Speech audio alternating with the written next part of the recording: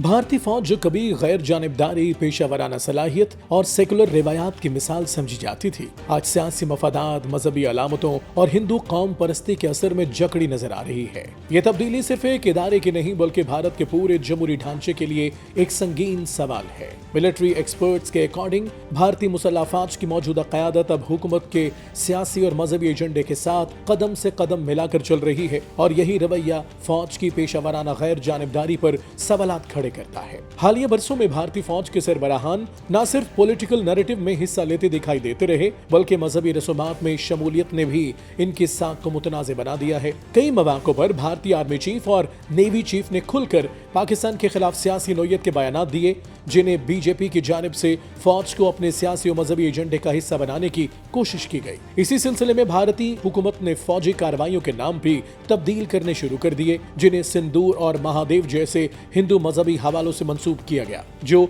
भारतीय फौज के सेकुलर साख से नुमाया इनहिराफ है। इसी तरह जनवरी 2025 में 1971 की जंग की मशहूर पेंटिंग को हटाकर नया आर्ट वर्क करम खेतर लगा दिया गया, जिसमें जदीद फौजी आलात के साथ चांकिया और कृष्ण जैसी हिंदू देवमालाई शख्सियात को शामिल किया गया। ये तब्दीली भारतीय फौज के सेकुलर रिवायत पर कारी ज़र्ब के तौर पर देखी गई। इसी तरह मई 2025 में पाक भारत जंग बंदी के बाद आर्मी चीफ ने यूनिफॉर्म में चित्रकूट मध्य प्रदेश में हिंदू रूहानी पेशवा राम भद्राचार्य के आश्रम का दौरा किया। इस मुलाकात में आर्मी चीफ को हिंदू मजहबी दीक्षा दी गई और रूहानी रहनुमा ने मकबूज आजाद जम्मू कश्मीर की वापसी को बतौर दक्षिणा यानी मजहबी नजराने के तौर पर पेश करने की दरख्वास्त भी की, जिसे मिलिट्री एक्सपर्ट्स फौज की गैर जानिबदारी को खुलेआम इनहिराफ के तौर पर देख रहे हैं। 31 अक्टूबर 2025 को भारतीय आर्मी चीफ ने अपने आबाई शहर रीवा मध्य प्रदेश में मजहबी रसूमात अदा की, जहां तिलक, गुलदस्ते और मजहबी अलामात के साथ